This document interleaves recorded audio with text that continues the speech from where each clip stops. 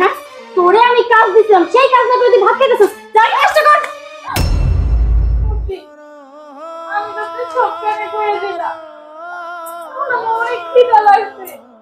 এর লেগে আমি ভাত করে নিয়ে একটু খাইতেছিলাম।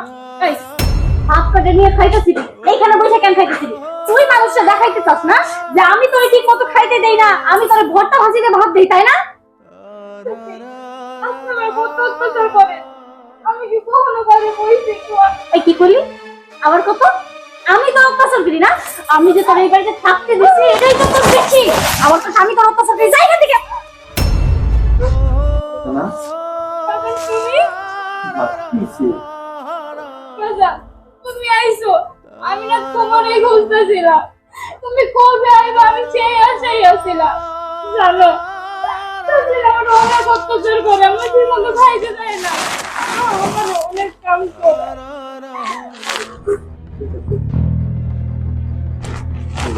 কইছিল মাইয়ার মতো করে রাখবো ম্যাডাম, এটা তো কি শুনতেছি? আমার মায়ের আপনার কষ্ট দেন। আমার মন যা কইছিল ওইটাই হইল।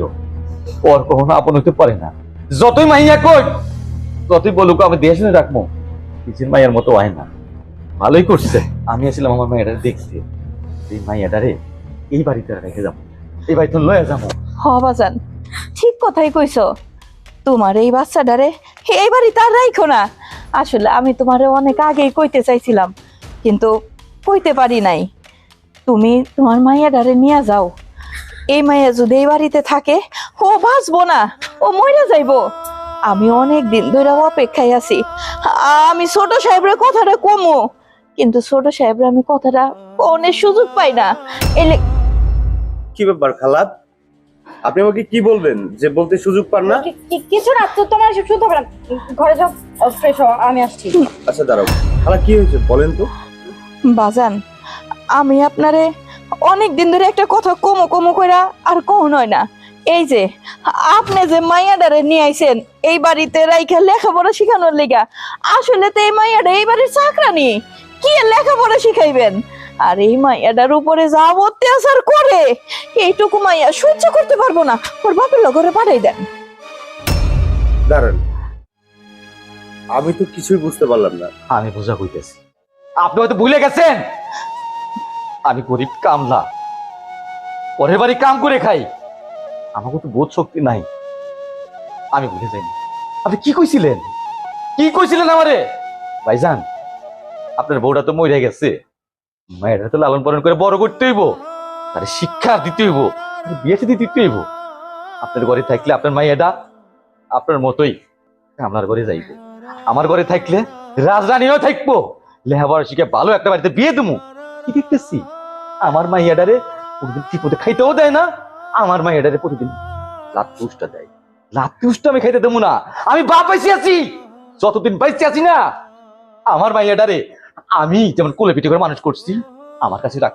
আপনার মতো কোটিপতি মানুষের সাথে না আমি কোনো সম্পর্ক রাখতে চাই না। যে বাড়িতে আমার মাইয়ার কোনো মান সম্মান নাই, যে বাড়িতে মাইয়া আমার লাত্তি উষ্টা খায়, এইখানে আর এক মুহূর্ত না। চল মা। সর্দার ভাই দাঁড়াও, আমি যখন গ্রামের বাড়ি থেকে তোমাকে বলেছিলাম যে তোমার মেয়েটা আমার কাছে থাকবে, তাকে আমি পড়াশোনা করাবো, তাকে আমি ভালো জায়গায় বিয়ে দিব, এই কথা বলেই আমি তোমার কাছ থেকে নিয়ে এসেছিলাম।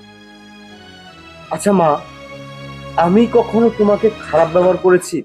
তোমার সাথে কখনো খারাপ ব্যবহার করেছি? আমি কখনো তোমাকে কষ্ট দিয়েছি? সর্দার ভাই, আমি তোমাকে যে কথা বলে তোমার মেয়েটাকে নিয়ে এসেছিলাম ঠিক সেটাই আমি করেছি, কিন্তু আমি জানতাম না যে আমার বউ ওর সাথে এত অন্যায় করছে, এত অত্যাচার করছে। এই তুই জানিস, তুই জানিস এই মেয়েটাকে কেন আমি এখানে নিয়ে এসেছিলাম? এই মেয়েটার মা নেই, ওর বাবা গরিব অসহায়, ওর বাবা ওকে ভালোভাবে পড়াশোনা করাতে পারবে না, ভালো খাওয়াইতে পারবে না, শুধুমাত্র সেই জন্য আমি আমার বাড়িতে নিয়ে এসেছিলাম ওকে আমার মেয়ের মতো লালন পালন করবো বলে। আমাদের তো সন্তান নেই, তোরও তো সন্তান নেই, তোর কি বিন্দু পরিমাণ মায়া নেই মনের ভিতরে? তোর যে সন্তান নেই একবার মনে হয় না এই বাচ্চাটাকে তুই যদি তোর মায়ের আদরে মানুষ করতি তাহলে এটা আমাদের মেয়ে হতো? কি সমস্যা ছিল? কি সমস্যা? ও গরিব, এই বাড়ি থেকে ওকে আমি কাজ করার জন্য এনেছি? না, ও ওকে আমি এই বাড়িতে কাজ করার জন্য আনিনি, ওকে আমার মেয়ে হিসেবে এই বাড়িতে এনেছিলাম।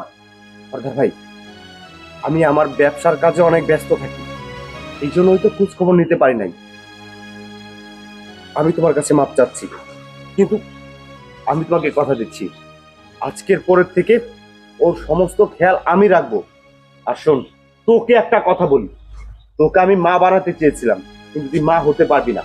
যেহেতু মা হতেই পারবি না, যা তুই এই মুহূর্তে আমার বাসা থেকে বের হয়ে যা।